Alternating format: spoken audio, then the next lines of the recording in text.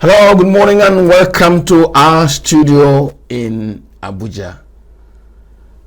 This Friday morning, because we couldn't converse with you yesterday, Thursday, my apologies to you. This Friday morning, I'm going to begin a conversation and I want you to follow me, please, that I'm going to title from my own side, Monkeys as My Witness. Monkeys as my witness. My name is Mwabozenjok. I have two beautiful ladies, young people, very young people in the studio this morning. And before I introduce them to you, why are monkeys my witness? In 1988, I had a conversation with a doctor friend of mine, and we're discussing our environment. And I said to him, once upon a time, very close to my homestead, on the way to the community water point, there used to be trees, many trees. And as we walked out from our homestead, heading to the community water point, the monkeys will be galloping all over the place. There was beautiful vegetation around us. And there were local berries that we got to know that they had ripened if the monkeys began to congregate on them. Then we pursued the monkeys, go back and harvest our berries and eat. Bananas and plantain will grow fruit ripe behind our houses. How do we know that the bananas are ripe? When the monkeys begin to eat them. But today, our village is developed. That's a major road. To the water point, that's a major road. There are now houses there. The trees are gone. The berries are dead. And the monkeys have disappeared. And I told my colleague that monkeys are my witness, that once upon a time we used to enjoy fantastic vegetation around us. In the heat, the season of heat, we go under the trees. And in the evenings, during the moonlight, we play and hide and seek under the big trees. But monkeys now know that those things are gone and erosion has set in my village. And those who know about it say it is human activity that caused that run of monkeys on our community. That's a different run. And that's why this morning I have two ladies in the studio. And on my left is Sophie Chika. Sophie Chika is from the young professionals in policy and development. Sophie, you will come to the conversation. Thank you very much. And on my right is Lois Bishop. He also a member of the young professionals in policy and development, and she is the social media manager. So, Lois, you will come to the program. Thank you very much, sir. Both of you are very young people, and this morning we are discussing agriculture. Somebody said to me, but you and these young people should be discussing banking, finance, ICT. Chika, why are you people worried about what happens to agriculture in Nigeria? First and foremost, what happens to agriculture? Why are you worried about it? Well, for you to be able to go into banking, you need food. For you to be able to develop IT, you need food. For you to be able to do virtually anything, everything, you need food. And you need not just food, you need healthy food. You don't just need healthy food, you need healthy life, long life. That's why we are discussing this. So if there is none of this, there will be no banking, there will be no IT, there will be no finance, there will be no government, there will be nothing. because there will be nobody alive. The dead can't do those The dead things. can't do those things. That's why we are discussing. Now, I'm not leaving you, Sophie. I'll soon come to you, Lois. We're not just discussing agriculture generally. You said to me before we came on set, you are worried about the consequence of the agricultural practice by which we use fertilizers, chemical fertilizers, to increase our yield. Yes. I can bear witness, like the monkeys, that when fertilizer is applied, there's higher yield and I can eat better. So what do you have against that? You are eating better. What is the quality of the food that you are eating? I think this is one of the questions we should ask ourselves. Okay, so I'm a young person, but I can remember in 10 years ago, yeah, when my mommy would say, oh, please, can you go to the community market and get me some tomatoes?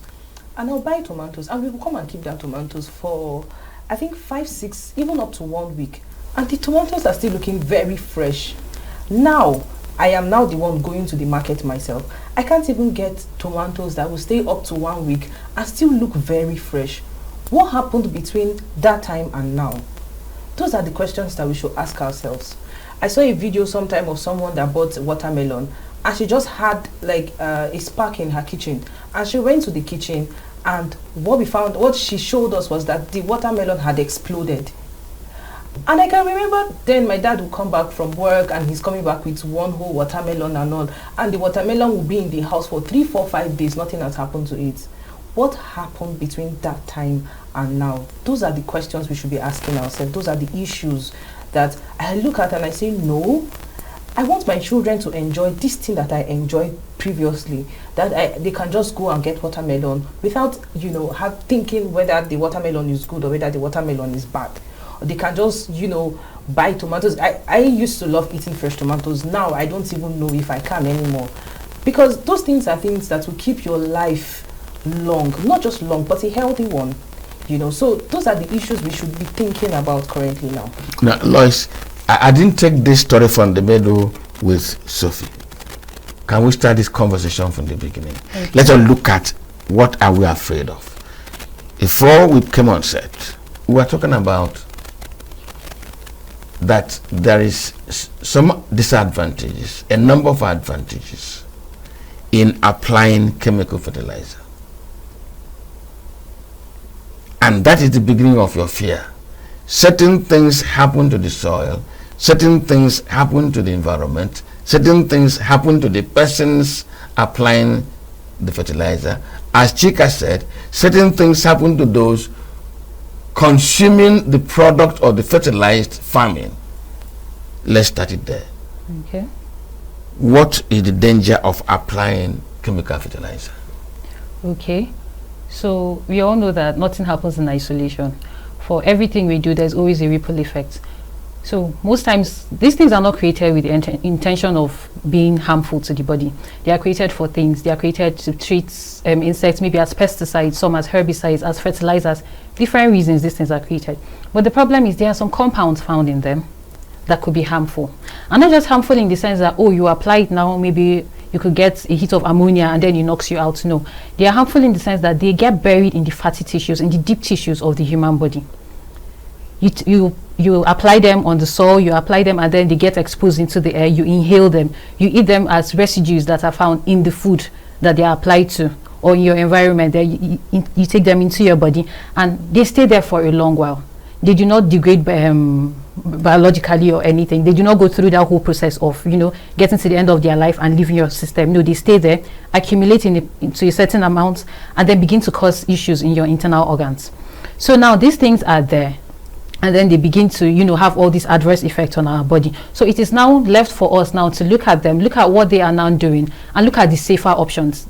They are not necessarily the villains, but they end up being the villains in our body, and we need to look for ways to move past them, to curb them from our environment. If not, we would be dealing with worst cases. We're already seeing cases now. We're already seeing cases where children are being born having things like cancer, having things like terminal diseases, memory loss, and other things. Some of these things, they might not necessarily be the causative agents, but they are things that could lead up to all of that. So we should look for ways to start curtailing them now, and not in 10 years, in 50 years, when they are at a point where their damage could be more or less irrecoverable.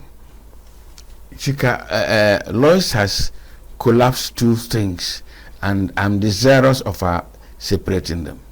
Okay. She's mentioned the fertilizer, she's mentioned the pesticides. Can we take them one by one? Let's go back to the fertilizer. Now let me tell you why I'm going back to the fertilizer. By policy of nations across the third world, even in the developed world, fertilizer, chemical fertilizer, is factored as a critical input in agricultural production. We are now trying to finger it as a danger, as something that ought to be moderated. First, what does a chemical fertilizer do to the soil, do to the person who applies it, do to the product? Okay, for fertilizers, there are obviously a lot of disadvantages for that. Now, you apply it to the soil, you're not just applying it to just the soil. So when you apply it to the soil, there's something called taproot. The taproot is the one that takes the nutrients from the soil to make the plants actually do well. What the taproot is taking is not just the nutrients, it's also taking those chemicals which is going to enter the fruit. Let's use corn for instance, which is going to enter corn, which is a lot of people know that corn. Now you take the corn, you are not just now eating just corn, you are eating the residues of the fertilizers that the taproot has taken from the soil. Let's be mindful, you just applied it to the soil, not the plant itself, but the plant gets its nutrients from the soil. Now you take the corn home, you that is the person applying it, no protective equipment, nothing, you just applied it. Now you say you go to wash your hand. When you get to the tap, you use the chemical on your hand to turn on the tap, and after washing your hand is assumed clean, you use the same hand with the chemical on the tap to still lock the tap. It does not just go off, somebody else comes to use the tap, there is still chemical residues on it. Now you see, I have mentioned like a lot of chains, contact points that not just one person has, not just one person, from the applier to the plant to the tap to the next person. And so you see that you're not just, it's not just a one person problem. It's not that you just went to the farm and applied fertilizer and that's it. It's not just you, other people. The clothes that you wore, you still take it home, remove it, and maybe give it to your wife to wash, or give it to your children to wash, and all these things, cause ripple effects, just like Lois has mentioned. You are not just doing it, it's not just on you, the whole family has come in contact with it. Those are the issues, Now you wear even if you wear the protective equipment, you still, a lot of people don't even know proper disposal of how to keep these things. So people come in contact with this. Okay, that is in respect of the fertilizer. human yes, crop and the fertilizer. Yes. But this, you see, fertilizer is made after considerable research on the composition of nutrients in their nature and what the plant needs to grow well. Now, when I apply the fertilizer, how healthy does it leave the soil after? Does the soil remain as fertile and can produce continuously on regular basis? Well, or will it call for continuous application of the fertilizer in order for the soil to produce? Oh well, I'm going to start from here. Growing up as a child, my grandmother used to always, she had a lot of farms. So let's say on farm A this year she's planting cassava, and the next year she's planting corn. The upper year she's planting just vegetables. The fourth year she doesn't plant anything at all. Why does she do that? And then as I say, Mama, why you this one you planted cassava, this one you planted like this one you planted like this, why do you not plant cassava again now? She will say no, that she needs to allow the bush to rest. That's the language. Yes, and in agriculture they call it bush fallowing. So she said to recover. She said she will need to allow it to just rest then next year she will have to plant another, so that the nutrients that are in the soil will come up again. Now, when you use fertilizer on the soil, it doesn't just weaken the natural nutrients that it has. When you go to plant again, you still need to apply more, because the unnatural fertilizer, the unnatural nutrients has weakened the natural one that is already in the soil. So when you go next year now to plant another crop and you don't use fertilizer, you find out that the crop would not come out. You will not get enough yield as you had gotten. Let's say maybe you had 60 bags of maize. The next year you will not have up to 60 bags. When you now notice, and I say, but I had 60 bags last year, what did I do? You say, oh, I used so thing. All right, that means next year when I'm planting, I have to apply. So you see, you initiate you are drawn in. Yes, it's like, somebody that is addicted to something. The soil becomes addicted to a particular thing. Yes, so it goes just on and on and on and on and on. And when you stop, the value and goes down. And it doesn't just end there. Rain will fall, erosion will come. And when erosion comes, erosion washes the soil down to the stream. As my witness. Yes, down to the stream. And what happens? They'll say, don't drink from the stream, or the water is now dirty. How did the water get contaminated? How? Well, I hope that those corporations producing the fertilizers have listened to Chika. Lois, we just took on the fertilizer. In the course of your presentation, you spoke about the pesticides. Frankly speaking, I've just finished planting beans in my farm. Okay. And I do not think that I could have stood the labor of having to kill the weeds. So what did I do? I just told my boss, please apply pesticide or herbicide. They applied, and after about 4 days, the place was clean. We hoed, and we planted.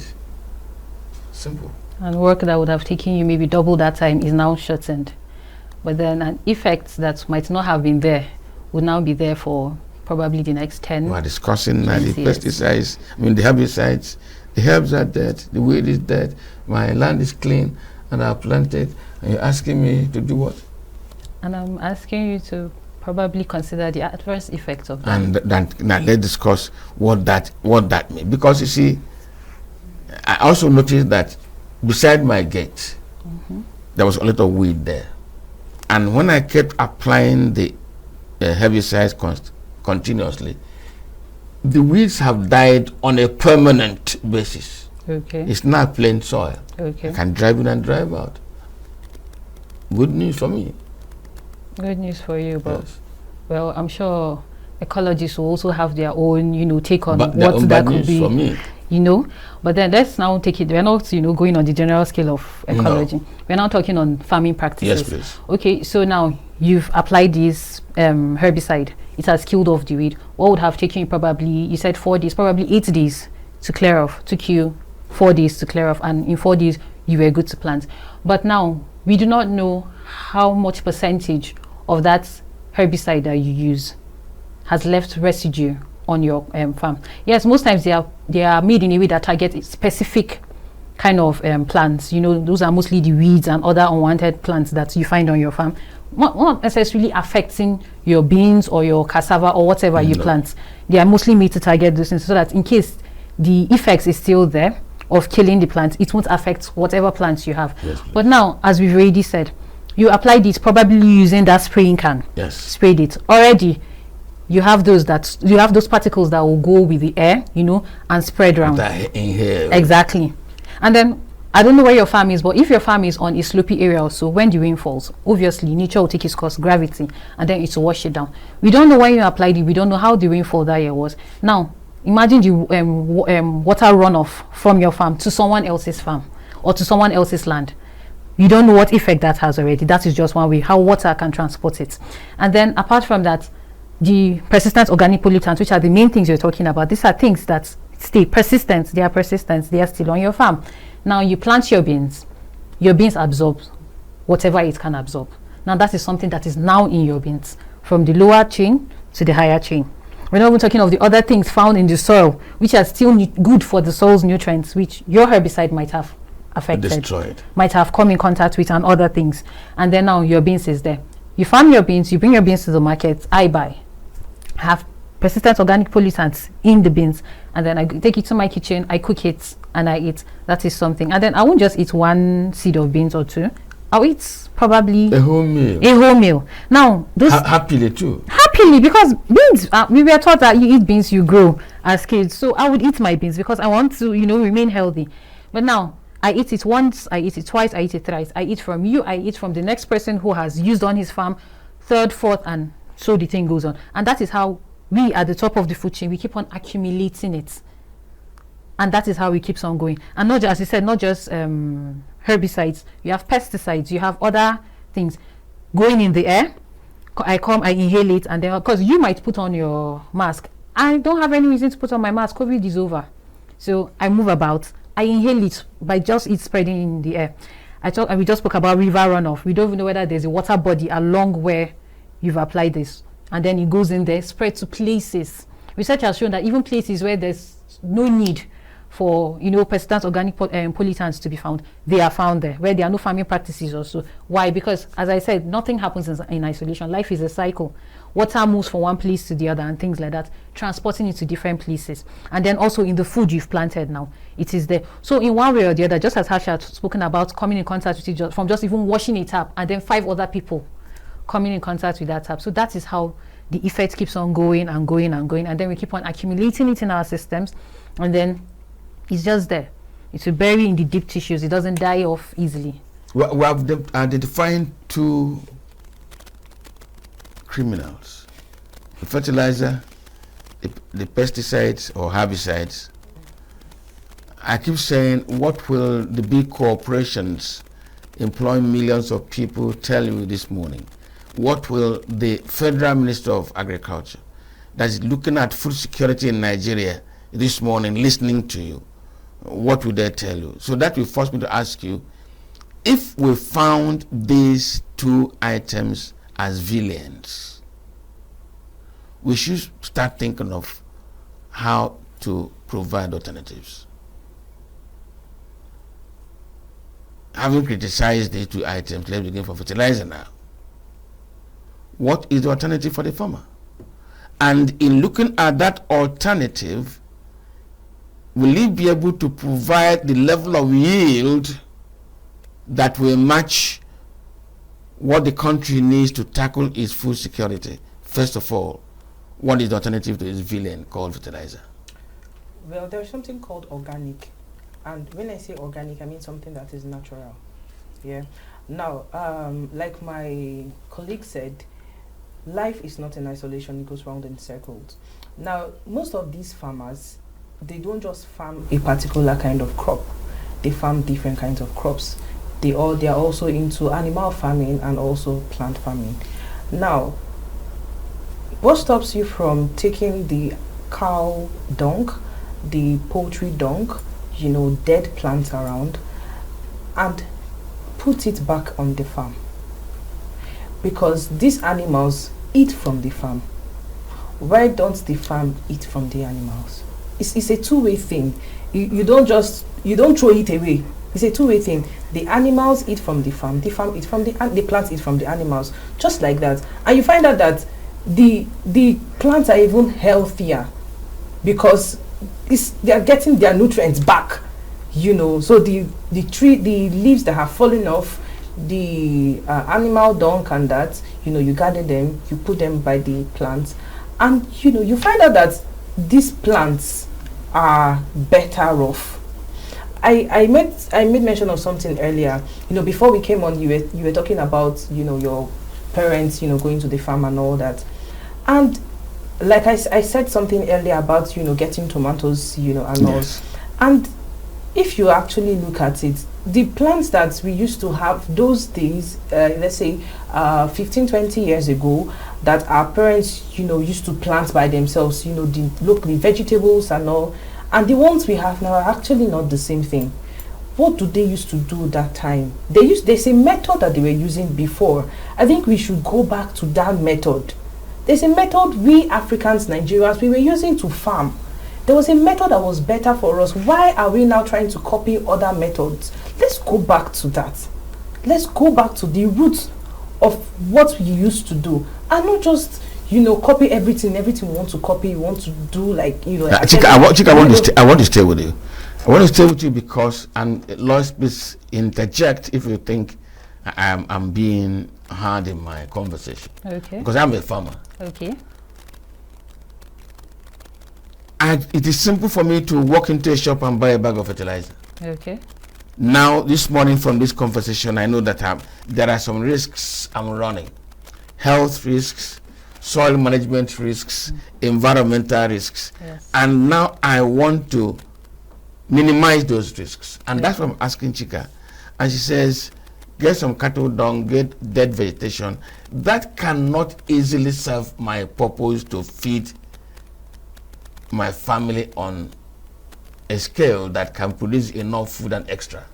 Okay. How do I manage to provide, to secure, to process this alternative fertilizer that it will be different from the one I can just go buy a bag and I'm done?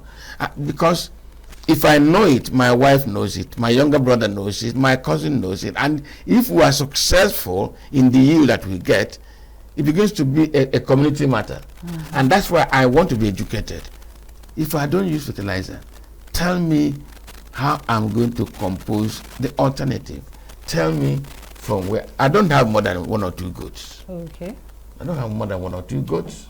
Lois, in your village, I think has also very good goats. No, we have a lot of goats. I think my grandmother keeps goats. She keeps pigs. She keeps that's why chicken. you must answer this question. And because I've been to your village and I know your dad has very many goats. Now talk to me. Okay, so there's one thing: animal dungs, chicken waste, and all of that. But then there's also something we've never mentioned here. We have composting. Now, those weeds that you saw on your farm that day that you felt were an issue to you, is what someone else sees on his farm, gathers together and compost over time to use on his farm. So that other thing that you think that those herbicides will help you kill is also something that could also be used in a way. We all know composting. I did composting in primary school. I remember my agric teacher then made us all make compost, and after a week or two bring to school, you see everybody with their maggots. It's composting, because the whole circle of, you know, nature and everything, it moves around. So those those weeds now that you took away from your farm and everything, they could be used to serve in another way. They could be used to create compost. Even the other waste you have, like, okay, when you harvest your beans now, you have the when you winnow it. Yeah, exactly. All those things. And it is anything that is biodegradable. Even your papers that you use, they are biodegradable, which is also another way of living sustainably. And also, you made mention of something. You said food security. Yes. 2 things I want to mention to that. One, I do not believe that Nigeria is necessarily facing food insecurity. So earlier this year, I did a sort of research on food insecurity on Nigeria for last year. And the one thing, now it was not an elaborate research and all of that, but the one thing that I could come to conclude was that food production was not necessarily the problem, even though we have things like security issues, climate issues and all of that. But the main problem we had was actually more of, you know, purchasing power, which is also part of the reasons for food insecurity, but that is on another level. That's on an economic level. And then we also have things like food storage. Now, there was a time where there were videos going viral because I think either a truck spoiled or something that had to do with transportation, and a whole truckload of vegetables from Jos, which we know produces a lot of vegetables, were spoiled. That is something that could have fed people for a while. A whole truckload. You know what that means. You're a farmer. You know what it means to have a whole truckload of produce go to waste. But these are things that we do not have ways of necessarily keeping them long term. Now, those are other avenues we can explore. Food insecurity is not necessarily a problem on that scale for you to say you must need fertilizers to help, you know, scale up your food production. Now, you have other ways to look at it. And another thing is that we can't take away capitalism. We can't take away the need for people to make money, the need for people to produce crops. We can't take that away. Same way we can't take away, you know, the whole Nigerian factor of corruption and all of that from this thing. But then it now falls on us, falls on our morality, falls on our conscience now to now sit down and think, what do we want to keep? What do we want to leave for our future generations? Because the truth remains, I could think of myself now. If fertilizer could give me 100 bags as opposed to 10 bags that we get from just, you know, my normal farming, what more will I be leaving for my kids? I could leave for them money, but if the health is not there, the money means nothing.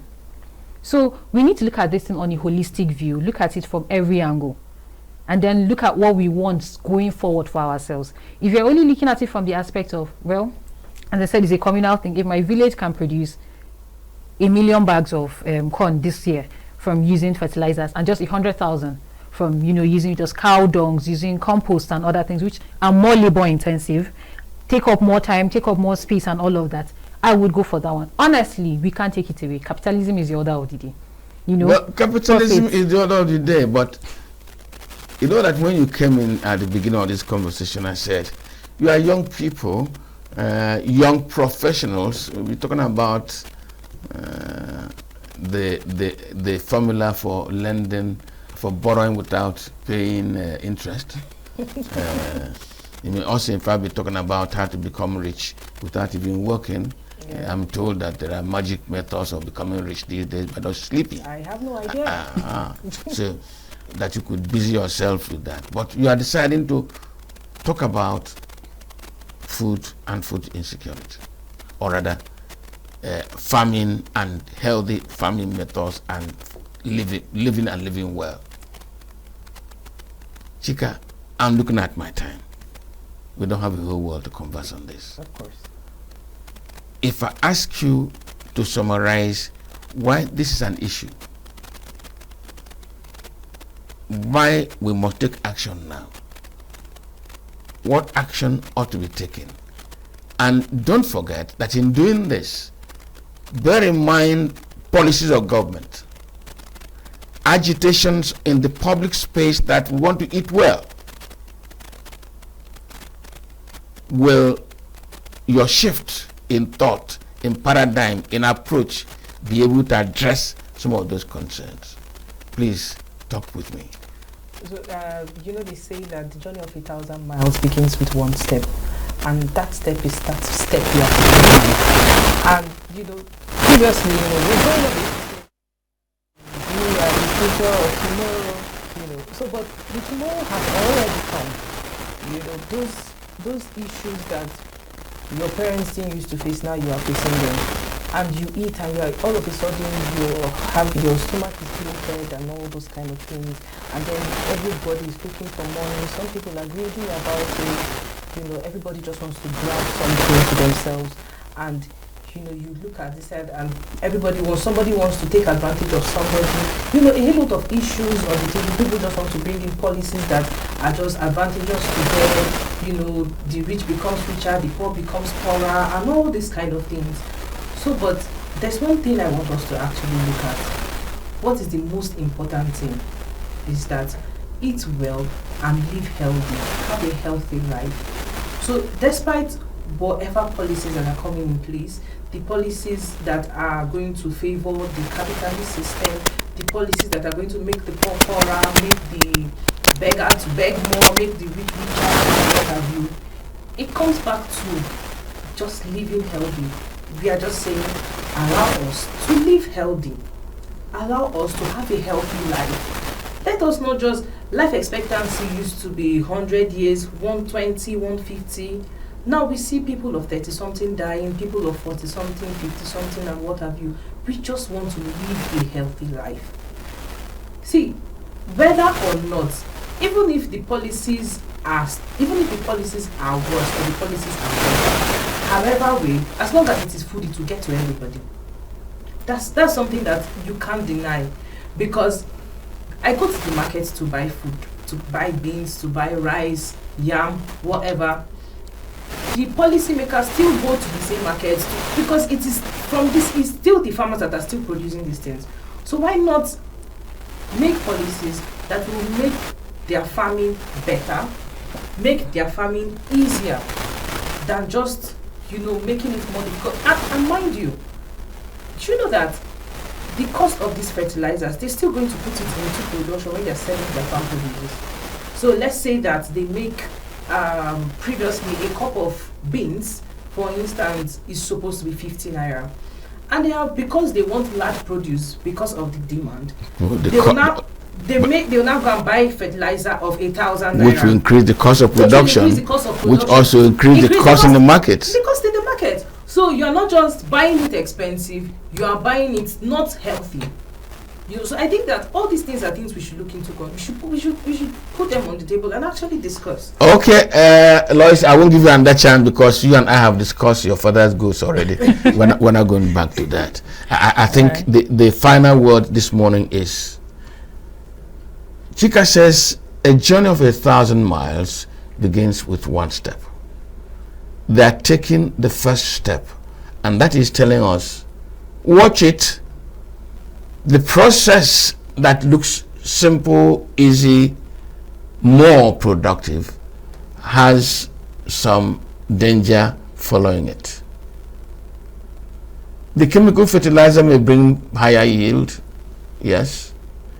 The pesticides and insecticides for managing the pests and the herbs, the weeds in the farm, they make production easy. Watch it. What is accountable for the many cancer incidents in our society? What is accounting for some elements that were not used to before? Why are farmers who used to work very long hours still have a good sleep in the evening with a healthy family? Now after using pesticides and fertilizers, today they have high blood pressure. They are not element specific, but are telling us, watch it. Why is it that the soils we've been cultivating since our grandfathers made their impact on this land began, the soil is washing off now, lowering production, only dependent on chemicals? They're asking why. And they're saying, why don't we go back to what it used to be in a more organized manner, in a more coordinated manner? Maybe the answer to our fears may be in remaining natural. These are the words and fears and submissions of young professionals for policy and development. This morning they have been represented by Sophie Chika, who is the project officer. Chika, thank you very much for coming to the program. And also my young sister Lois Boshio, she is the social media manager. We are going to meet her father's house where I'm going to get one ram and one sheep. Sophia, thank you very much for coming. Thank you very much, sir. And that's our show for this morning. My name is Moab Wezenjok, and I want to thank you for investing your time with us. Have a great day and good morning. Every second, every minute,